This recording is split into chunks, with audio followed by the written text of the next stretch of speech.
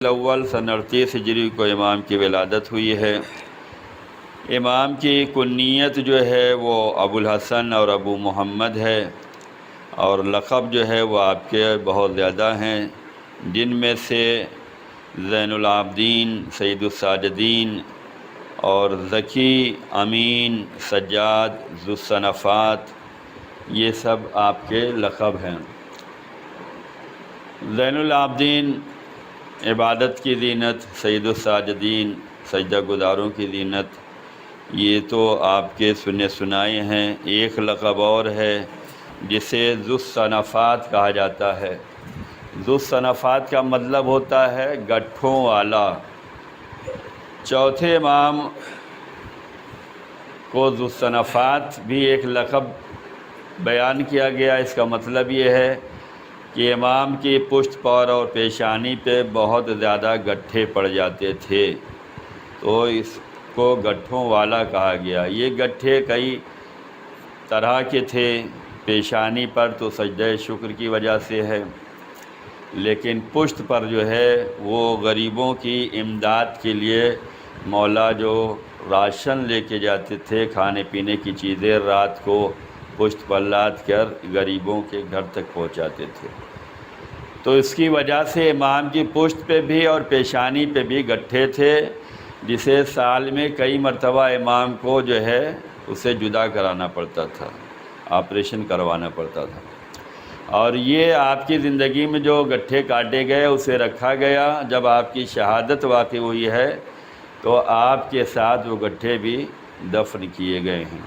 آپ کے فرزند جناب امام محمد باقر علیہ السلام نے یہ کام کیا۔ تو امام جو ہے اتنا زیادہ سجدہ کرتے تھے کہ سید الساجدین کہا جاتا ہے، اور زیادہ سجدہ کرنے کی وجہ سے پیشانی پہ بھی گٹھے پڑ جاتے تھے۔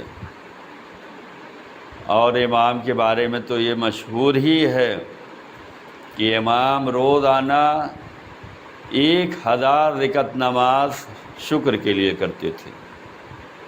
یعنی امام کے جو باغات تھے ان میں 500 پیڑ تھے، 500 درخت تھے۔ ہر درخت کے نیچے امام شکرانے کے طور پہ 2 رکعت نماز پڑھتے تھے۔ 2 رکعت نماز شکرانے والی تھی۔ مستحبات اور واجبات جو ہے وہ الگ ہی ہے۔ یہ اللہ تعالیٰ نے جو کچھ نوازا ہے اس کے شکرانے کے طور پر امام ادا کرتے تھے۔ اور جب لوگوں نے آپ کی اتنی زیادہ عبادتیں دیکھی تو سب نے کہا آپ دنیا میں وہ ہیں جو سب سے زیادہ عبادت گزار ہیں۔ تو امام نے فرمایا نہیں، ہماری عبادت تو کچھ نہیں ہے ہمارے جد کے مقابلے میں۔ کہا ہمارے جد مولا علی علیہ السلام کی عبادت تو اس سے زیادہ تھی، تم نے ہماری روزانہ کی 500 رکعت شکرانے والی دیکھا، تم لوگ یہ سمجھتے ہو ہم سب سے زیادہ عبادت کر رہے ہیں، جبکہ ہماری عبادت کچھ نہیں ہے ہمارے جد مظلوم کی عبادت کے بارے میں۔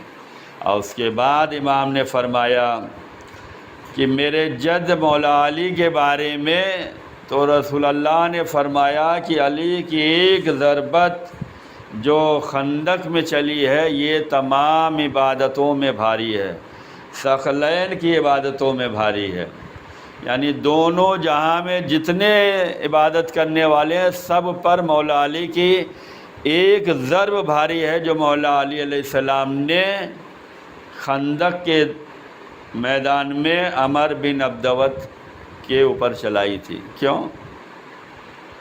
یہ ایک ضربت مولا نے تو ہر میدان میں ضرب لگائی ہے، لیکن اس ضرب کی ایک ضرب جو ہے تمام جہان میں سب کی عبادتوں میں افضل مانی گئی۔ کیوں؟ اس لیے کہ جب امام اس کے سینے پہ سوار ہوئے تو اس نے گستاخی کی تھی جان بچانے کے لیے۔ کیوں؟ وہ عمر ابن عبدود نامی گرامی جسے لوگ لائے، اور بدنصیبی یہ کہ لشکر اسلام میں ہوتے ہوئے بھی لوگ لشکر اسلام کو کمزور کر رہے تھے رسول اللہ کے لشکر میں، لیکن کلمہ جو ہے عمر بن عبدود کا پڑھتے تھے۔ بہت پہلوان ہے، اس سے تو کوئی لڑ نہیں سکتا اور کوئی جیت نہیں سکتا، وہ تو اونٹ کو ڈھال بنا لیتا ہے، لشکر اسلام کمزور ہوتا رہا اور کوئی اس کے مقابلے میں جانے کے لیے تیار نہیں تھا۔ ایسے میں مولا علی علیہ السلام نے کہا ہم جائیں گے، اور جب مولا گئے ہیں، نامی گرامی پہلوان عمر ابن عبدوت کو جب زیر کیا ہے، اس کے سینے پہ سوار ہوئے، تو اس نے جو ہے گستاخی کی۔ امام کو غصہ آیا، امام اس کے سینے سے اتر گئے اور وہیں پر ٹہلتے رہے۔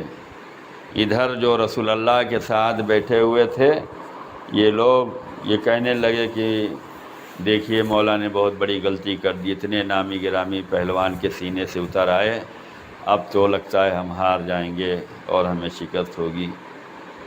اور یہ لوگ اپنے دماغ کی خرافات کو دور کرتے رہے۔ تھوڑی دیر میں دیکھا کہ مولا علی پھر اس کے سینے پہ سوار ہوئے اور اس کا سر تن سے جدا کیا۔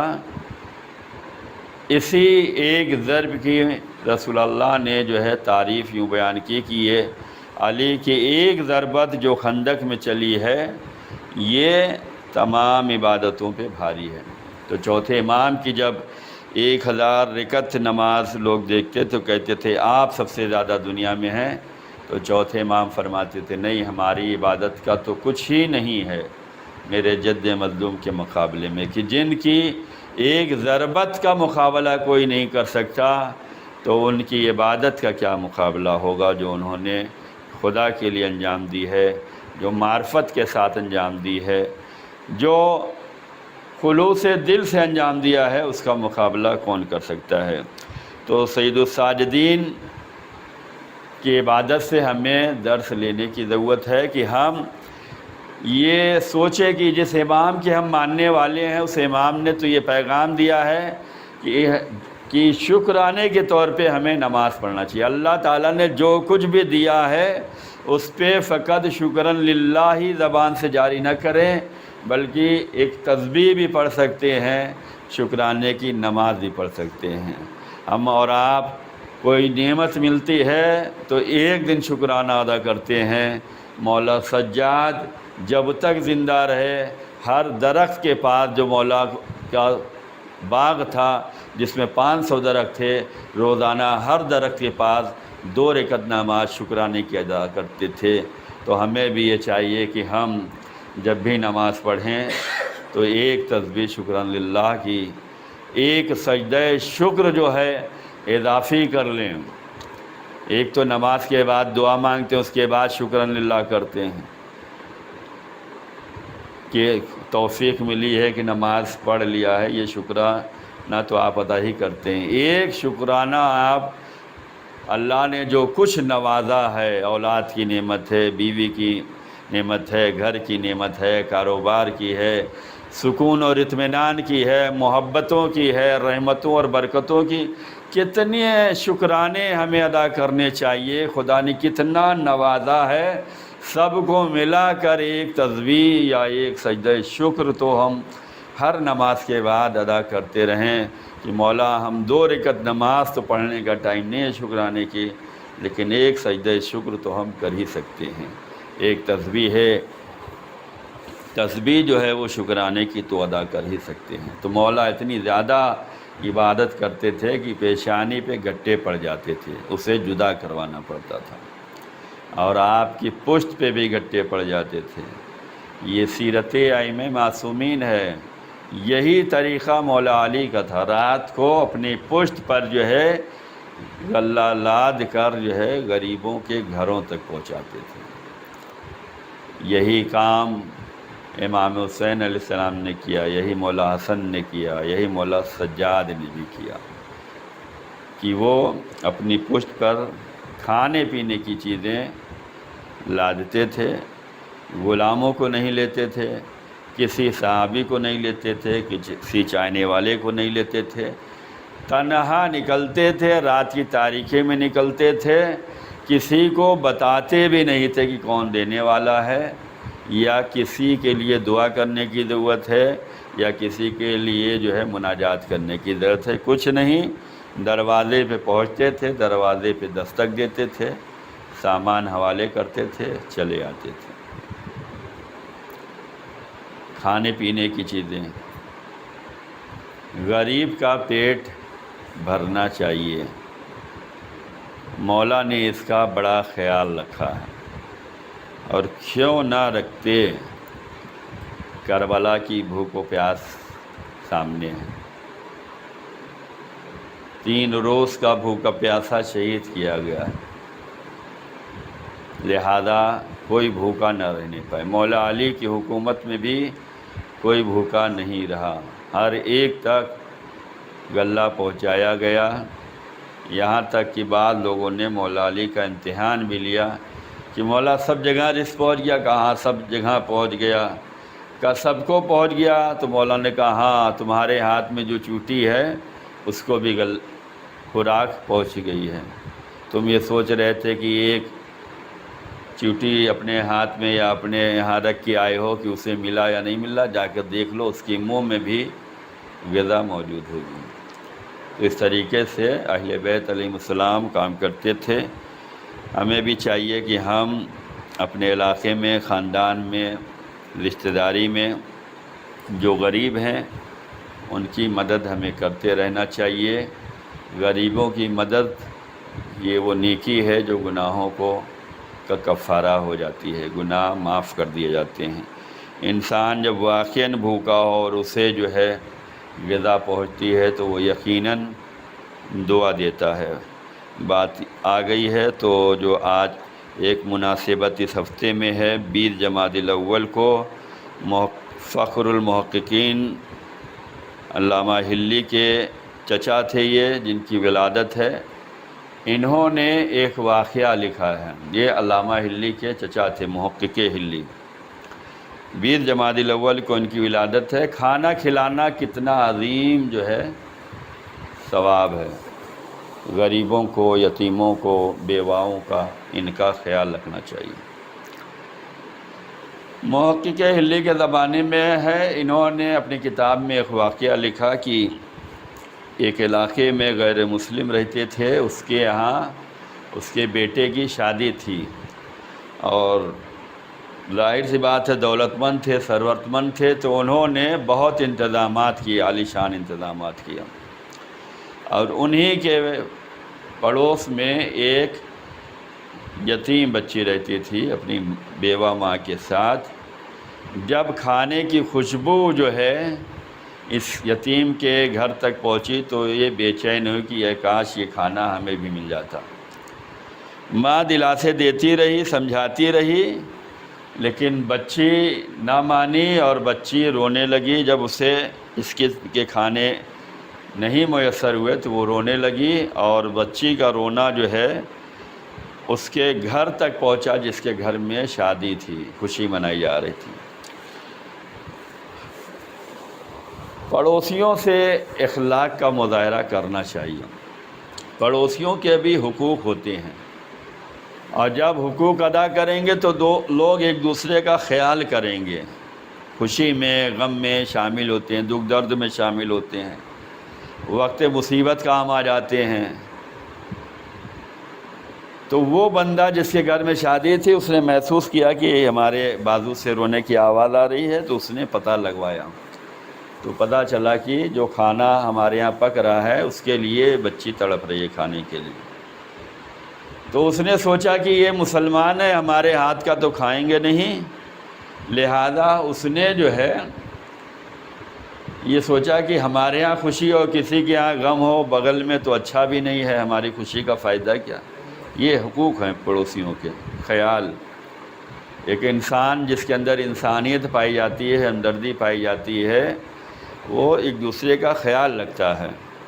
اب تو معاملہ اتنا الٹا ہو گیا کہ بھائی بھائی کا خیال نہیں رکھ پا رہے ہیں، عزیز اقارب کا خیال نہیں۔ تو اس نے فوراً جو ہے ایک مسلمان باورچی کا انتظام کیا اور کھانا اس کے ہاتھوں سے پکوایا، اور اسی کے ہاتھوں سے کھانا لے کر جو ہے آگے خود اور وہ مسلمان باورچی کھانا لے کر اس یتیمہ کے گھر پہ پہنچا اور دق الباب کیا۔ وہ بیوہ نکلی اور اس نے معذرت طلب کی کہ بھائی ہم آپ کا کھانا نہیں لے سکتے، معذرت۔ تو اس نے کہا کہ ہمیں معلوم ہے آپ مسلمان ہیں، ہمارے ہاتھ کا نہیں کھائیں گی، نہیں لیں گی، لیکن ہم جانتے ہیں، ہم نے سارے انتظامات کیے ہیں کہ اس میں کوئی نجاست نہیں ہے، کوئی غیر مسلم کا ہاتھ نہیں لگا ہے، مسلمان سے پکوایا ہے، مسلمان کے ہاتھ سے لے کے آ رہے ہیں، آپ یہ کھانا لے لیجئے۔ اس میں طہارت کا سارا اہتمام کیا گیا ہے، پاکیزگی کا۔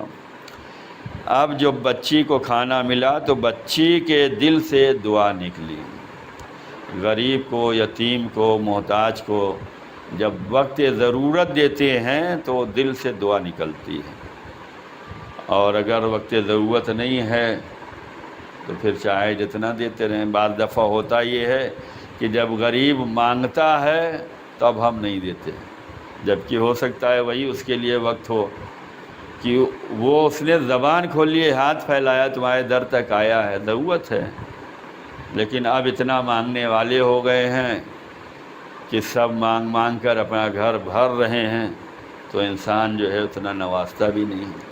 لیکن جب آپ اپنی مرضی دے دیتے ہیں تو دل آپ کا ہے، لیکن وہ اسی اعتبار سے آپ کو ثواب ہوگا، جس اعتبار سے مانگنے والے کی ضرورت ہے اس اعتبار سے اگر دیا جائے۔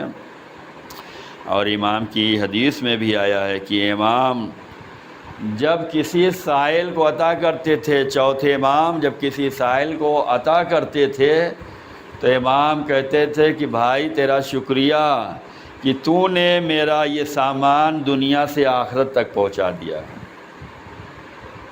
جب امام سائل کو کچھ دیتے تھے تو کہتے تھے شکریہ تمہارا کہ تم نے ہمارا یہ مال جو ہم نے صدقہ دیا ہے، خیرات دیا ہے، کچھ نوازا ہے، عطا کیا ہے، تیرا شکریہ کہ تو نے اس دنیا سے آخرت تک کا سفر تو نے طے کر لیا، یہ مال یہاں سے تو نے وہاں پہنچا دیا۔ جو ہم فقیر کو دے رہے ہیں، یتیم غریب کو دے رہے ہیں، اپنے عزیز و اقارب کو دے رہے ہیں، یہ رائے گاہ نہیں جانے والا ہے، یہ یہاں دے رہے ہیں لیکن یہ محفوظ ہو رہا ہے آخرت میں، یہ ہمیں اس کا وہاں زیادہ جزا ملنے والی ہے۔ انسان جب وہاں جائے گا تو جب دیکھے گا تو وہ افسوس کرے گا کہ ہم دنیا میں تو بہت کم ہم نے کام کیا ہے، کاش اور زیادہ دیے ہوتے تاکہ یہاں زیادہ ہوتا ہے۔